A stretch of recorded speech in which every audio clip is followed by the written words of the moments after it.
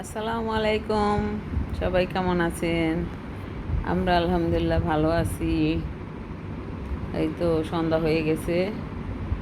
এখন আমি চা বানালাম আর ব্রেড একটু ছেঁকে নিলাম। এখন ব্রেড আর আমি চা খাবো।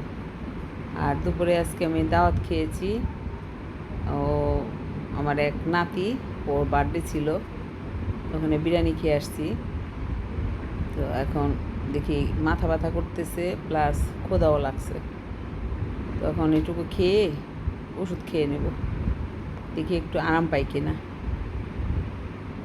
আর বাসায় এখন ওইভাবে আমার তেমন বাজার সদাই সব কিছু করা হয় না, মোটামুটি করা হয়েছে, কিন্তু আবার সব কিছু গুছানো হচ্ছে, একটু সময় লাগতেছে আমার সব কিছু করতে।